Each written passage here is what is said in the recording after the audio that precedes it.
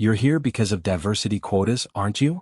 The words hit me like ice water as I stood in the pristine lobby of Morrison & Associates, wearing my best blazer and clutching my portfolio. I was 26, a Stanford MBA, and according to them, nothing more than a charity case. Which country are you listening from? Tell us in the comments below. My name is Maya Johnson, and I used to believe that if you worked hard enough, if you were smart enough, if you dressed the part and spoke the part, America would embrace you with open arms. I was born and raised in Oakland, California, the daughter of a nurse and a mechanic. My parents, both African American, had drilled into me from childhood that education was my ticket to anywhere I wanted to go. Baby girl, my father would say, adjusting his reading glasses as he helped me with homework at our kitchen table. In this country they can take a lot of things from you, but they can never take your knowledge. You fill that mind of yours up so full of brilliance that nobody can ever question whether you belong. I took those words to heart with the fierce determination that would later define my entire career.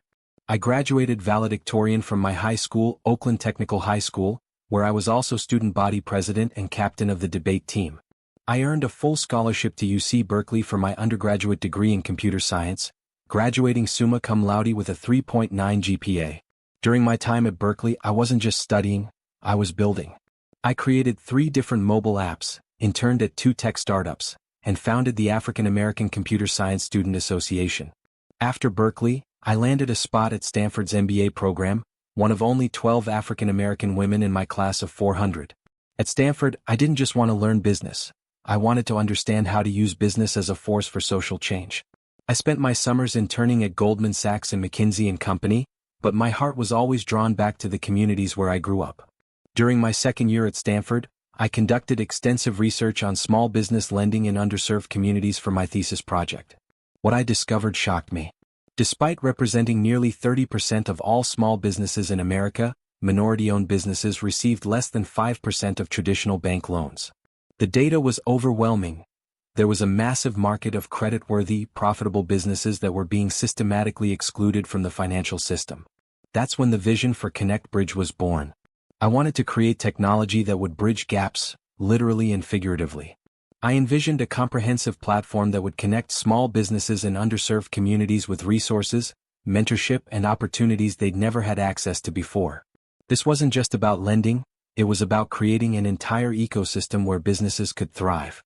I spent countless nights in the Stanford Computer Lab, coding the initial prototype while my classmates were networking at wine mixers and recruiting events.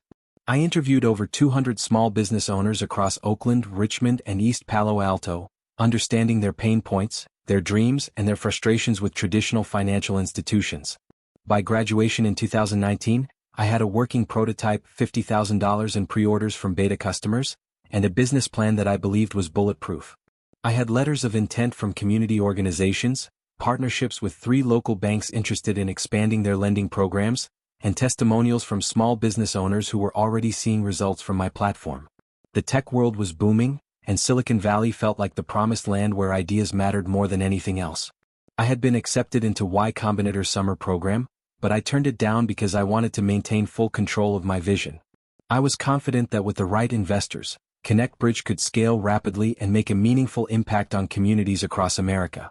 I remember the morning I decided to approach Morrison & Associates, one of the most prestigious venture capital firms in San Francisco. I had done my research meticulously over several months. I knew their portfolio companies inside and out, from their early investments in companies like Airbnb and Stripe to their more recent bets on fintech startups. I understood their investment thesis, their partners' backgrounds, their preferred deal sizes, and their typical involvement level with portfolio companies. Richard Morrison, the founding partner, had given a keynote speech at Stanford during my first year about finding the next generation of transformative companies. James Chin has been featured in TechCrunch for his investments in diverse founders. David Walsh had written op-eds about the importance of financial inclusion. On paper, they seemed like the perfect fit for ConnectBridge. I had crafted a pitch deck that I believed was flawless, backed by extensive market research, detailed financial projections, and a working prototype that had already shown promising results in beta testing with 50 small businesses across Oakland and Richmond. I had practiced my pitch in front of mirrors, friends, professors, and even recorded myself to perfect every gesture and intonation. The night before my meeting, I stood in front of my bathroom mirror in my tiny studio apartment in Palo Alto, practicing my elevator pitch for what felt like the 1000th time. I wore a navy blazer I had saved up for 3 months to buy from Nordstrom, paired with a crisp white shirt from Ann Taylor and my grandmother's pearl earrings, the only valuable thing she had left me when she passed away during my senior year at Berkeley. Those pearls meant everything to me. My grandmother, Mama Rose, had worked as a domestic worker her entire life, cleaning houses for wealthy families in the Oakland Hills. She never made more than minimum wage, but she had bought those pearls with her first paycheck from her first job in 1952, when she was just 18 years old. She told me they represented her dignity, her worth, and her dreams for future generations. "Maya, baby," she had said to me on her deathbed, pressing those pearls into my palm, "these aren't just jewelry. They're a reminder that you are precious, you are valuable, and you belong anywhere you choose to go." Looking at myself in that mirror, wearing those pearls, I felt connected to her strength and determination. I looked professional, confident, ready to change the world. My presentation was loaded on my laptop, my business cards were crisp and clean, and my confidence was unshakable. "You've got this, Maya," I whispered to my reflection. "They're going to see your vision. They're going to believe in you. This is your moment." I had prepared for every possible question, every potential objection, every scenario I could imagine. I had financial models showing conservative, optimistic, and aggressive growth projections. I had competitive analysis, market sizing data, and user acquisition strategies. I had thought through operational challenges, regulatory considerations, and scalability plans. What I hadn't prepared for was the systematic dismissal of my worth as an entrepreneur before I even opened my mouth. Walking into Morrison & Associates felt like entering a cathedral of capitalism. The building was a masterpiece of modern architecture, all glass and steel reaching toward the San Francisco sky, with a lobby that screamed success and exclusivity. Fresh orchids in crystal vases were strategically placed throughout the space, and original artwork that probably cost more than my annual rent adorned the walls. Everything was designed to intimidate and impress, to make visitors understand that they were in the presence of serious money and serious power. The receptionist, a blonde woman who looked like she'd stepped out of a magazine, barely glanced up when I announced my appointment. She was wearing what I recognized as a designer blouse that probably cost more than my entire outfit, and her nails were perfectly manicured in a shade of pink that screamed expensive salon. "Maya Johnson here for the 10 a.m. with the investment committee," I said, my voice steady despite the butterflies performing acrobatics in my stomach. She looked at me with barely concealed surprise, her eyes scanning me from head to toe in a way that made my skin crawl. It was the kind of look that said, "Are you sure you're in the right place?" The pause was just long enough to be uncomfortable, just long enough to make me question whether I had given her the wrong information. "Oh," she said as if she had expected someone else entirely. Let me check on that." She picked up her phone and had a hushed conversation that I couldn't quite hear, but I caught enough words to understand that she was confirming that yes, Maya Johnson was indeed supposed to be there, and no, there hadn't been some mistake. After a few minutes that felt like hours, she led me through a maze of glass-walled offices where I could see other meetings in progress. Young men in expensive suits gesticulating enthusiastically at whiteboards covered in market projections. Older men in even more expensive suits nodding approvingly at pitch presentations. Everyone looked like they belonged there. Everyone looked like they had been born for this world of venture capital and high-stakes investing. The conference room she led me to was intimidating in its grandeur. A massive mahogany table dominated the space, surrounded by leather chairs that probably cost more than most people's monthly rent. Floor-to-ceiling windows offered a breathtaking view of the San Francisco Bay, with Alcatraz visible in the distance. The message was clear: this is what success looks like, and you're either part of it or you're not. 3 men in expensive suits sat around that imposing table, each radiating the kind of confidence that comes from never having to question whether you belong in a room. Richard Morrison, the founding partner, was in his 60s with perfectly styled silver hair and the kind of commanding presence that made you want to stand straighter just being in his vicinity. His suit was clearly bespoke, probably Savile Row, and his watch was a Patek Philippe that cost more than most people's cars. To his left sat James Chin, a younger partner who I had read about extensively in TechCrunch and Forbes. He was in his early 40s, Stanford MBA like myself, but from a different world entirely. His bio mentioned family wealth, early investments in his friends' startups, and a trajectory that seemed effortless compared to the mountains I had climbed to get to this room. On Morrison's right was David Walsh, whose bio boasted Harvard Business School and Goldman Sachs credentials. He was the youngest of the three, probably in his mid-30s, with the kind of aggressive confidence that made you understand how he had risen so quickly in the venture capital world. His handshake, when we were introduced, was deliberately firm to the point of being uncomfortable. "Ms. Johnson," Richard said, notably not standing to shake my hand while the others had remained seated as well. It was a small slight, but in a world where every gesture mattered, it spoke volumes. "Please have a seat." I sat down, opened my laptop with hands that I willed not to shake, and launched into the presentation that I had practiced countless times. For the next 25 minutes, I poured my heart and soul into explaining the vision that had consumed my life for the past 2 years. I started with the problem: how traditional financial institutions were systematically excluding creditworthy small businesses in underserved communities, creating a massive market failure that left billions of dollars in economic potential untapped. I showed them the data I had compiled, the interviews I had conducted, the pain points I had identified through extensive research. Then I presented the solution: ConnectBridge, a comprehensive platform that would revolutionize how small businesses accessed capital, mentorship, and networks. I walked them through the technology architecture, the user experience, the partnerships I had already secured, and the innovative risk assessment algorithms that made it possible to serve markets that traditional lenders avoided. I showed them my user acquisition metrics from the beta testing phase, demonstrating 40% month-over-month growth with zero marketing spend, driven entirely by word-of-mouth referrals from satisfied customers.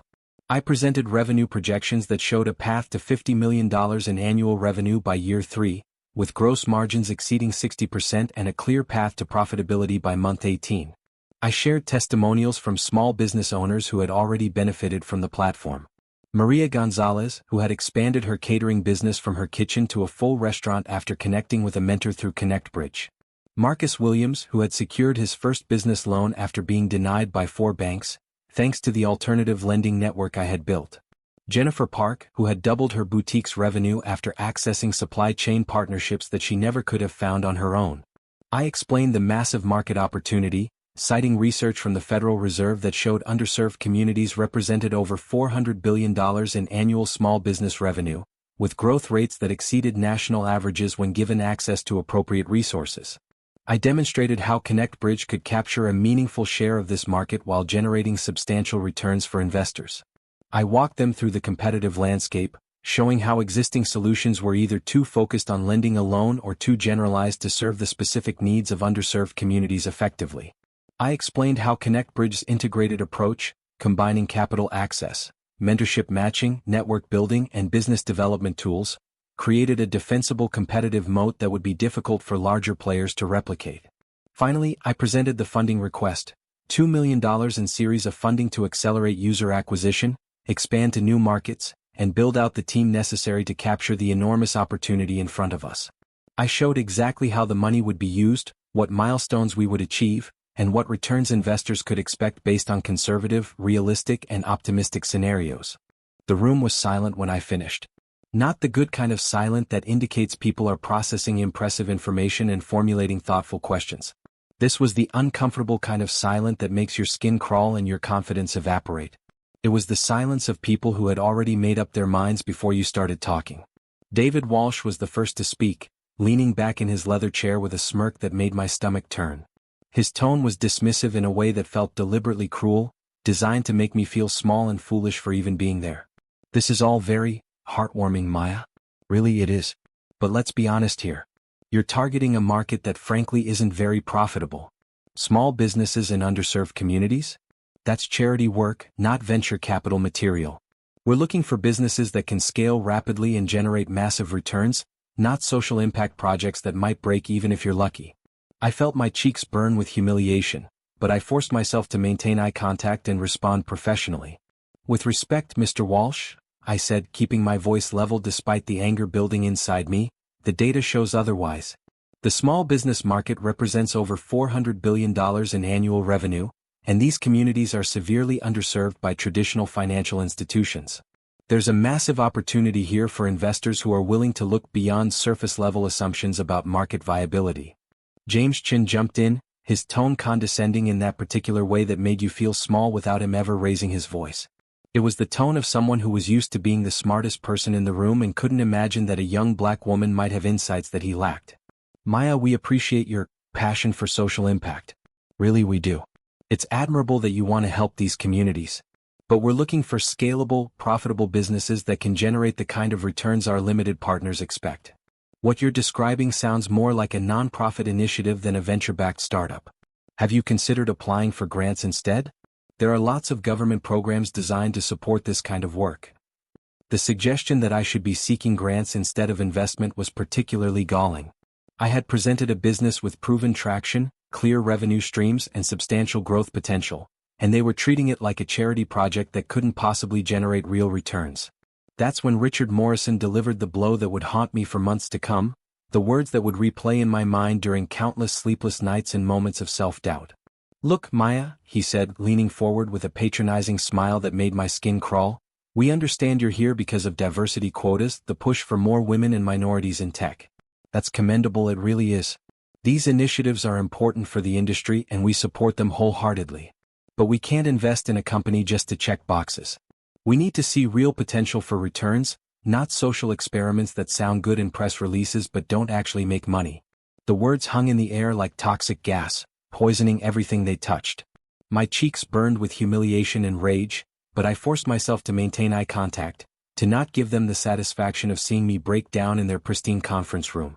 "Mr. Morrison," I said quietly, my voice steady despite the earthquake of emotions threatening to destroy my composure, "I'm not here because of any quota. I'm here because I have a Stanford MBA, a computer science degree from Berkeley, a working product with proven traction, user acquisition metrics that exceed industry benchmarks, and a business plan that projects $50 million in revenue by year 3 with clear paths to profitability. I'm here because I'm building something that will generate substantial returns while creating a positive impact. Those two things aren't mutually exclusive." David Walsh actually laughed, a sound so dismissive and cruel that it felt like a physical slap. "Maya, sweetie, we've seen dozens of pitches like this. Well-meaning kids from good schools who think they can save the world and make money doing it. The reality is, your target market doesn't have the spending power to support the kind of growth we need to see. These communities might be underserved, but they're underserved for a reason. Banks don't lend to them because the risk-adjusted returns aren't attractive." "Sweetie." The word echoed in my head like a death knell. I was a Stanford MBA with a computer science degree, presenting a profitable business with proven traction, and he had called me sweetie, like I was a child playing dress-up in my mother's clothes. James Chin nodded in agreement, adding insult to injury. "Maya, you're clearly intelligent and well-intentioned, but I think you might be letting your personal connection to these communities cloud your business judgment. Sometimes what feels like an opportunity isn't actually scalable in the way that venture capital requires. You might want to consider pivoting to serve enterprise clients or focusing on more affluent customer segments that can support higher price points." The meeting ended shortly after that with polite but dismissive pleasantries about keeping in touch and exploring other opportunities that might be a better fit. Richard Morrison stood up first, finally offering his hand for a perfunctory handshake that lasted exactly long enough to be considered polite but not a second longer. "We appreciate you coming in, Maya," he said with the kind of smile that politicians use when they're about to deliver bad news. "We'll be in touch if anything changes, but right now this just isn't the right fit for our portfolio strategy." I gathered my materials with as much dignity as I could muster, slipping my laptop back into my bag with hands that I willed not to shake. I shook hands with each of them, maintaining eye contact and professional composure even as my world was crumbling around me. "Thank you for your time," I said, my voice steady despite the hurricane of emotions threatening to destroy me. "I hope you'll reconsider if the opportunity arises in the future." As I walked out of that building, past the fresh orchids and original artwork, past the receptionist who didn't look up from her computer, past the other entrepreneurs waiting for their meetings with eager expressions and confident postures, I felt like I had been stripped naked in public. Every assumption I had made about merit and opportunity, every belief I had held about the American dream and the power of hard work, had been shattered in the span of 30 minutes. The rejection from Morrison and Associates was just the beginning of what would become the most challenging and demoralizing period of my life.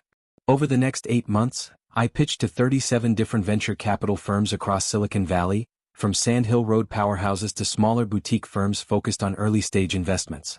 The responses were remarkably consistent, though rarely as explicitly racist as that first encounter. At Pinnacle Ventures, the managing partner, a man in his 50s who had made his fortune during the dot-com boom, told me that while my idea was interesting, they weren't sure there was product-market fit for what I was building. When I showed him the growing user base and revenue metrics that clearly demonstrated strong product-market fit, He suggested I might want to pivot to serving a more mainstream market that could support premium pricing strategies. At Summit Capital, I was told that my business model was too risky and that I should consider focusing on enterprise clients instead of small businesses.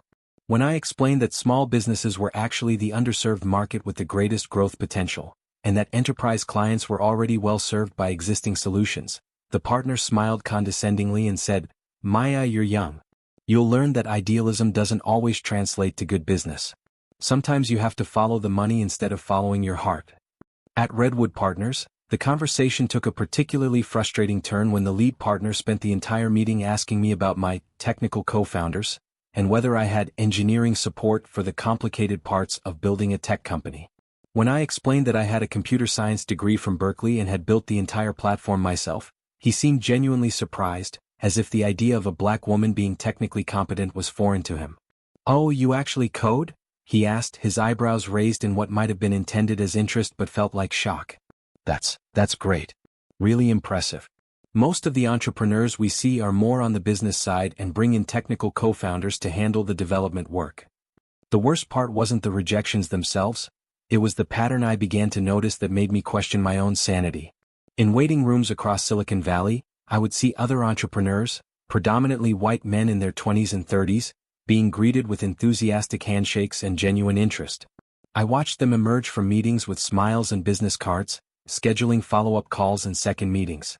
I would sit in those same waiting rooms, wearing the same professional attire, carrying the same kind of polished presentation materials, representing a business with better metrics than many of the companies that were receiving funding.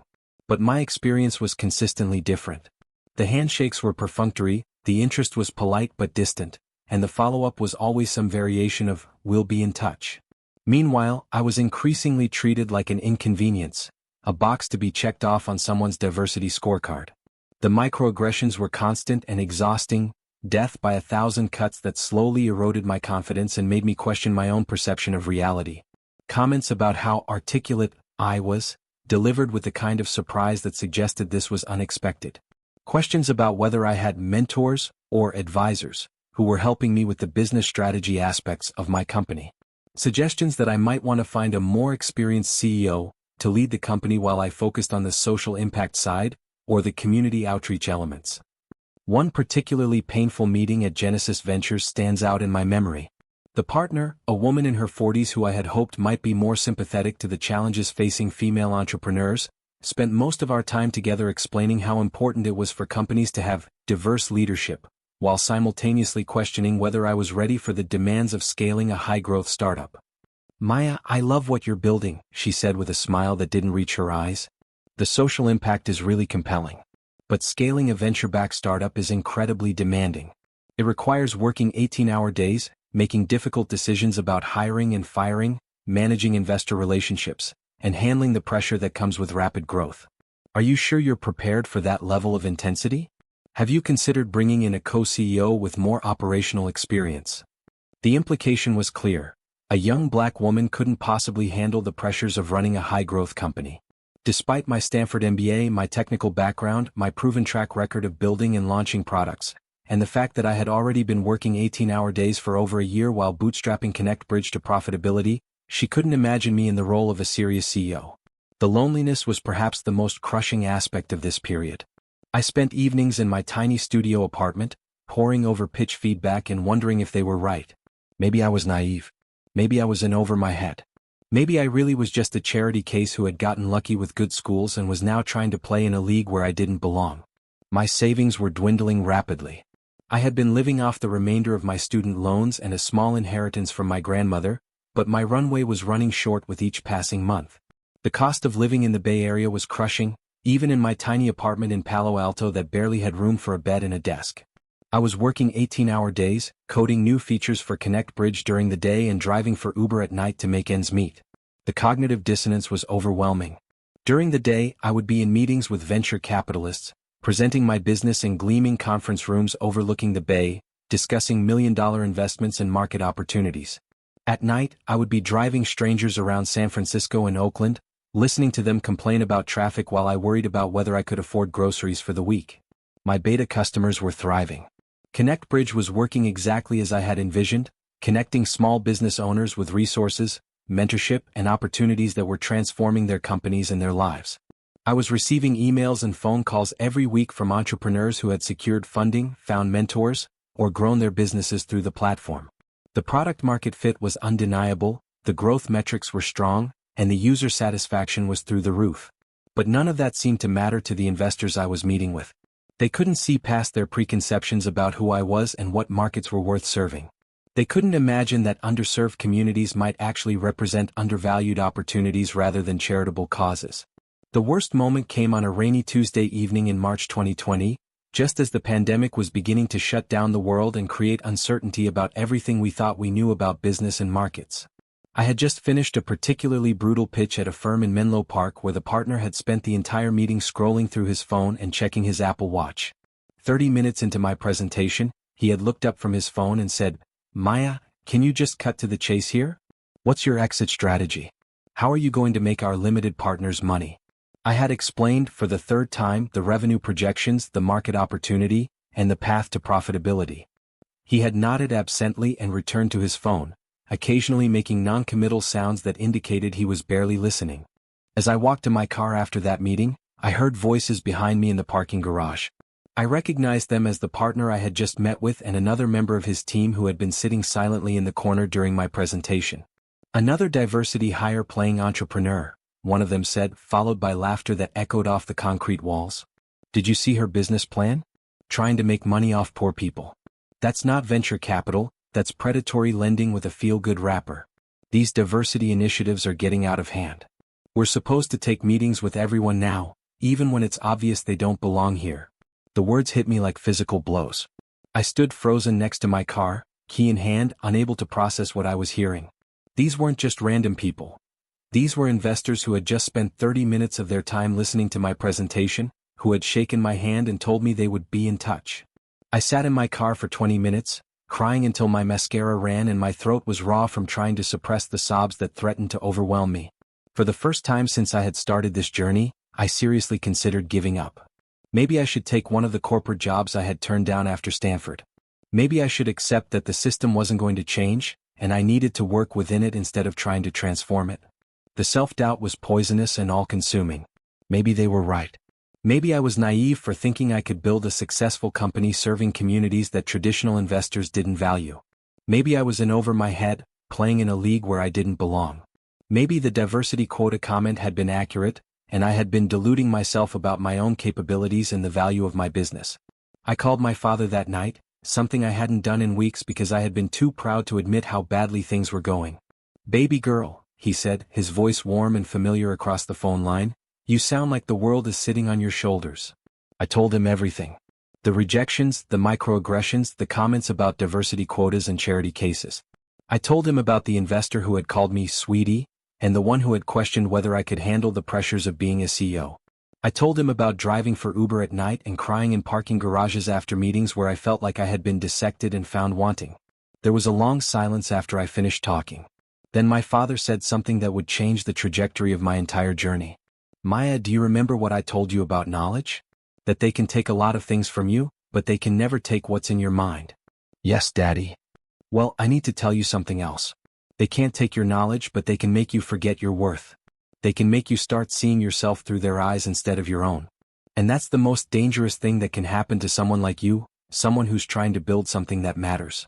He paused and I could hear him taking a deep breath. "Those people in those meetings, they're not rejecting your business, baby girl. They're rejecting the idea that someone who looks like you could build something they can't control or understand. They're rejecting the possibility that the communities they've ignored might actually be more valuable than they realized. That's not about you. That's about them." But something shifted in me that night during that conversation with my father. As I sat in my tiny apartment, looking out at the lights of Palo Alto and thinking about everything he had said, I realized I had been asking the wrong question. Instead of asking, "How can I convince these investors that I'm worth their investment?" I should have been asking, "Why do I need their validation to build something that's already working?" I drove home that night and made a decision that would change everything. If traditional venture capital wouldn't fund my vision, I would find another way. I spent the next week researching alternative funding sources, diving deep into government grants, angel investor networks, crowdfunding platforms, and impact investing funds that I had previously overlooked in my focus on traditional VC. What I discovered was a revelation. There was an entire ecosystem of investors who were specifically looking for companies like mine, businesses that could generate strong returns while creating positive social impact. These weren't charity organizations or government programs. They were sophisticated investors who understood that underserved markets often represented the greatest opportunities for growth. I applied for and received a $100,000 Small Business Innovation Research Grant from the Department of Commerce, specifically designed to support technology companies addressing market failures in underserved communities. The application process was rigorous and competitive, but unlike my meetings with venture capitalists, the evaluation was based purely on the merits of my business plan and the potential for impact and returns. I launched a crowdfunding campaign on Republic, a platform specifically designed for startup investments from individual contributors. The campaign raised $250,000 from over 3,000 individual contributors, many of them small business owners themselves who understood the value of what I was building. The comments and messages from supporters were overwhelming. People who had experienced the same frustrations with traditional lending that ConnectBridge was designed to solve. But the real breakthrough came when I connected with a network of angel investors focused on social impact investing. These were successful entrepreneurs and executives who had built their own companies and were now looking to support the next generation of businesses that could do well while doing good. Lisa Chin, a former Goldman Sachs executive who had founded her own fintech company before selling it for $200 million, became my lead angel investor. She understood both the financial opportunity and the social impact potential of ConnectBridge in ways that traditional venture capitalists couldn't or wouldn't. Maya, she told me during our first meeting, I've been looking for a company like yours for 3 years. The traditional VC world is still stuck in old patterns of thinking about what markets are valuable and who can build successful companies. They're missing massive opportunities because they can't see past their own biases. Through Lisa's network, I secured another $500,000 in seed funding from a group of angels who brought not just capital but expertise, connections, and credibility that opened doors I had never been able to access before. But the real transformation wasn't just about finding different investors. It was about completely reimagining my go-to-market strategy. Instead of trying to convince venture capitalists that underserved communities were a viable market, I would prove it through raw growth and undeniable results. I built strategic partnerships with community organizations, small business development centers, and minority business associations across the country. These partnerships weren't just marketing channels. They were validation from trusted institutions that understood the needs of the communities I was serving.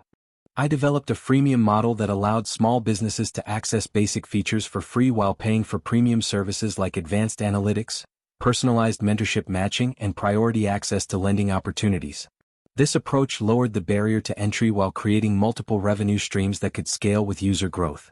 I created a referral program that turned satisfied customers into advocates, driving organic growth through word of mouth that was far more effective than any traditional marketing campaign.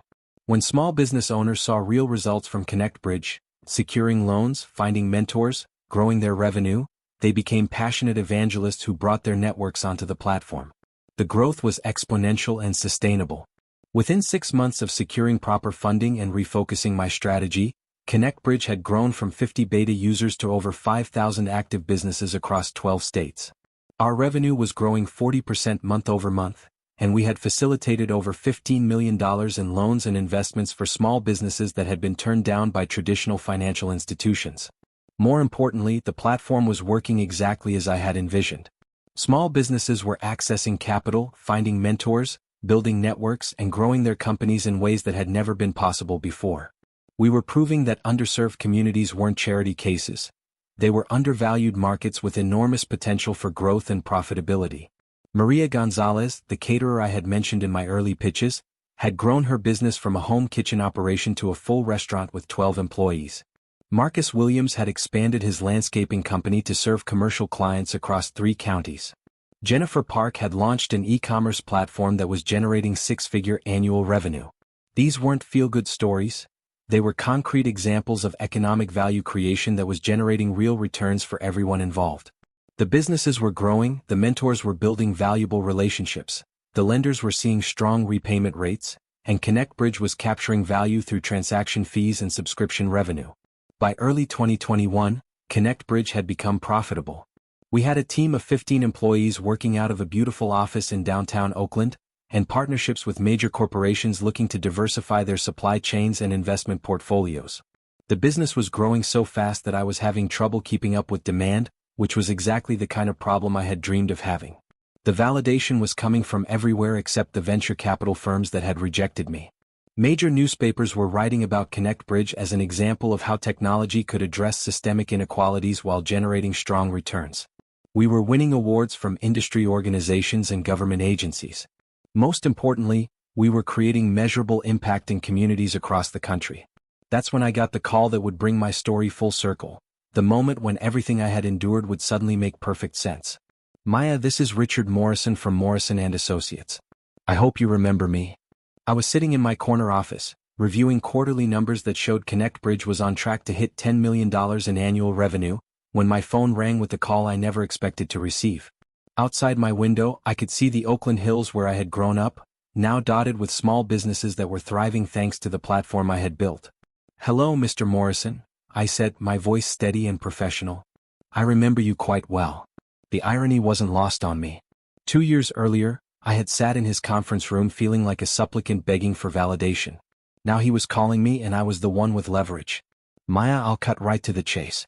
We've been following ConnectBridge's growth and frankly we're impressed. We'd like to discuss a Series A investment. We're prepared to offer $5 million for a 20% stake in the company." I leaned back in my chair, looking out at the bustling street below where small businesses that used our platform were thriving. The offer represented everything I had thought I wanted 2 years ago, but now it felt like a hollow victory. "That's interesting, Mr. Morrison. Can I ask what changed your mind about the viability of serving underserved communities?" There was a pause on the other end of the line, the kind of pause that speaks volumes about discomfort and the challenge of admitting error. "Well, Maya, your results speak for themselves. You've clearly identified a market opportunity that we, perhaps, didn't fully appreciate it at the time. The growth metrics are impressive, and the unit economics look very strong." "I see. And you no longer think this is charity work?" Another pause, longer this time. I could almost hear him wincing as I threw his own words back at him. "Maya, I think we may have gotten off on the wrong foot 2 years ago. We'd love the opportunity to discuss this further. Perhaps we could set up a meeting next week?" I smiled, thinking of that humiliating day in his conference room, the way he had dismissed me as a diversity hire with a social experiment. The way David Walsh had called me sweetie, and laughed at my projections. The way James Chin had suggested I apply for grants instead of seeking real investment. "Mr. Morrison, I appreciate the call, but I'm afraid I'll have to decline. ConnectBridge is no longer seeking Series A funding. Last month, we completed a $15 million Series B round led by Goldman Sachs and Andreessen Horowitz, which valued the company at $100 million. The silence on the other end was deafening. I could practically hear his mind calculating what he had missed, what returns his firm had passed on by dismissing me 2 years earlier. "But more importantly," I continued, savoring every word, "3 weeks ago, ConnectBridge announced the acquisition of TechBridge Solutions, a B2B platform that helps traditional businesses modernize their operations. You might know TechBridge. It was founded by David Walsh after he left Morrison & Associates to start his own company." I could hear his sharp intake of breath. David Walsh, the man who had called me sweetie and laughed at my business plan, the man who had dismissed my target market as unprofitable, was now working for me as a senior vice president in charge of enterprise partnerships. "Maya, I had no idea. Mr. Morrison, 2 years ago you told me I was here because of diversity quotas. You dismissed my business as a social experiment. David Walsh called me sweetie, and suggested that my target market didn't have the spending power to support real growth. James Chin recommended that I apply for grants instead of seeking venture capital." I paused, letting the weight of those memories sink in, remembering the humiliation and self-doubt they had caused me. Today, ConnectBridge serves over 50,000 small businesses across 37 states. We've facilitated more than $200 million in loans and investments, and we've created over 15,000 jobs in underserved communities. We're profitable, growing at 45% annually, and making a real difference in people's lives. I stood up and walked to my window, looking out at a landscape that had been transformed by the work we were doing. "The market you called unprofitable has generated more returns in 2 years than most of your portfolio companies will see in 5. The communities you dismissed as charity cases are now some of the fastest growing business ecosystems in the country. The social experiment you mocked has become a $100 million company that's revolutionizing how small businesses access capital and opportunities. Maya, perhaps we could. Mr. Morrison, I interrupted gently but firmly, I want you to know that I don't harbor any ill will toward you or your firm. That day in your conference room was one of the most humiliating experiences of my life, but it was also one of the most clarifying. You showed me that I was building something for the right reasons, not just to impress investors, but to solve real problems for real people. I returned to my desk, where photos of successful ConnectBridge entrepreneurs smiled back at me from picture frames scattered across the surface. The truth is, I'm grateful for that rejection. It forced me to find investors who shared my vision and believed in the potential of the communities I serve. It pushed me to prove my concept through results rather than pitch decks. And ultimately, it led me to build a stronger, more sustainable company with partners who understood the value of what we were creating from day one. There was a long pause before he spoke again, his voice quieter and more subdued than it had been at the beginning of the call. Maya, I owe you an apology. We were wrong about you and we were wrong about your business. We let our preconceptions cloud our judgment, and we missed out on what's clearly been an exceptional investment opportunity. I accept your apology, Mr. Morrison, but I want you to understand something important. I wasn't wrong about you. I was wrong about what I thought I needed from you. I thought I needed your validation, your money, your belief in my vision. But what I really needed was the strength to believe in myself and the wisdom to find partners who shared my values. I picked up one of the photos on my desk, a picture of Maria Gonzalez cutting the ribbon at her restaurant's grand opening, surrounded by her family and employees. The investors who backed ConnectBridge didn't just give us money. They gave us credibility, connections, and strategic guidance that helped us scale faster and more efficiently than we ever could have alone. They understood that impact and returns aren't mutually exclusive. They're mutually reinforcing when you're solving real problems for underserved markets. The conversation continued for a few more minutes, with Morrison asking questions about our growth strategy and market expansion plans. But the real resolution had happened months earlier, when I realized that success wasn't about proving the doubters wrong, it was about proving myself right. As I write this story, ConnectBridge is now valued at over $500 million. We've expanded internationally, serving small businesses in 15 countries across 4 continents. We've created our own venture capital arm, ConnectBridge Ventures, specifically focused on funding entrepreneurs from underrepresented communities who are building solutions for underserved markets. Our portfolio includes over 50 companies founded by women, minorities, and immigrants who were overlooked by traditional venture capital but are now building businesses that are generating substantial returns while creating positive impact. We've proven that diversity isn't just a moral imperative, it's a competitive advantage that leads to better investment decisions and stronger returns. And yes, David Walsh is still working for our company. The acquisition of TechBridge Solutions brought him into ConnectBridge as a senior vice president, and he's actually become one of our most effective advocates for serving markets that traditional investors overlook. People can change when they're confronted with undeniable evidence that their assumptions were wrong. But the numbers and valuations aren't what matter most to me. What matters is the letter I received last week from Carmen Rodriguez, a single mother in Detroit who used ConnectBridge to secure funding for her daycare center, which now employs 12 people and serves over 100 families in her neighborhood. What matters is the email from Jonathan Kim, a Korean War veteran who couldn't get a bank loan to start his landscaping business but found an investor through our platform and now runs a company with 20 employees that serves commercial clients across 3 states. What matters is the phone call from Aisha Patel, a first-generation immigrant who used our mentorship platform to connect with a former McKinsey consultant who helped her scale her consulting business from a one-person operation to a team of 8 serving Fortune 500 clients. What matters is the text message from Roberto Santos, who launched an e-commerce platform selling products made by artisans in his native El Salvador and is now generating 6-figure revenue while supporting dozens of families in his home country. These stories represent more than individual success. They represent the transformation of entire communities and the creation of economic opportunities that didn't exist before. They prove that when you give people access to the same resources and networks that have always been available to others, they don't just succeed, they thrive in ways that create value for everyone involved.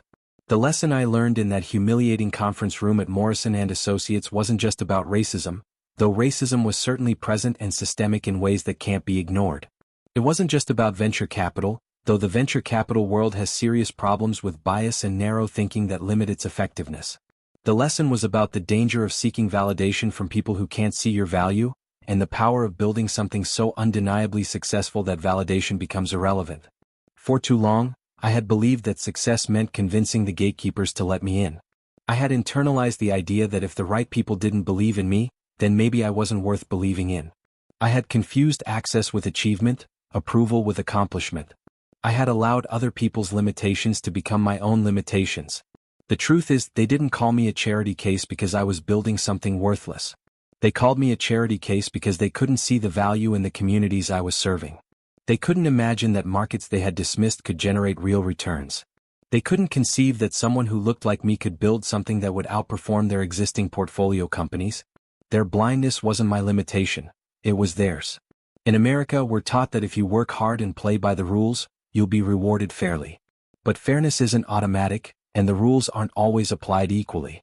Sometimes, the system that promises to reward merit actually rewards conformity. Sometimes, the people who control access to opportunities can't recognize opportunity when it doesn't look like what they're used to seeing. The venture capital world, like many industries, has been built around networks and patterns that exclude more than they include. When investors look for the next big thing, they often look in the same places, fund the same types of people, and target the same markets that have been successful in the past. This approach misses enormous opportunities and perpetuates cycles of exclusion that limit innovation and growth.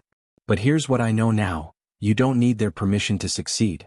You don't need their validation to build something meaningful. You don't need their approval to create value in the world. The communities they call charity cases have generated hundreds of millions in economic activity. The business model they called unprofitable has created thousands of jobs and helped countless families build wealth. The social experiment they dismissed has become a profitable, sustainable company that proves every day that doing good and doing well aren't mutually exclusive. When I speak at conferences and universities now, when young entrepreneurs come to me seeking funding or mentorship, I tell them the same thing my father told me all those years ago, but with an important addition. Fill your mind with knowledge, build something that matters, surround yourself with people who believe in your vision, and never let anyone convince you that your dreams are too small, too risky, or too different to succeed. The American dream isn't about convincing the establishment to embrace you. It's about building something so undeniably valuable that the establishment has no choice but to acknowledge your success. It's about proving that innovation comes from unexpected places, that the next big opportunity might be hiding in the communities that traditional investors overlook, and that sometimes the best revenge is success that speaks for itself. They called me a charity case because they couldn't imagine that I belonged in their world. I built a world where they had to acknowledge that I belonged. They dismissed the communities I served as unprofitable. I proved that those communities could generate returns that exceeded their most successful investments. They questioned whether I had the skills and experience to build a successful company. I built a company that acquired one of their portfolio companies and hired the man who had laughed at my projections. That's not charity. That's justice. That's capitalism at its best. That's the America I'm proud to be building, one small business at a time, one entrepreneur at a time, one success story at a time. The pearl earrings that my grandmother left me still sit on my desk every day, reminding me that worth isn't something that others bestow upon you, it's something you carry within yourself and prove through your actions. She was right when she told me that I was precious, valuable, and belonged anywhere I chose to go. The difference is that now I know I don't need anyone else's permission to claim my place in the world. I've learned that the most powerful form of resistance isn't anger or confrontation. It's excellence that can't be denied, success that can't be dismissed, and impact that can't be ignored.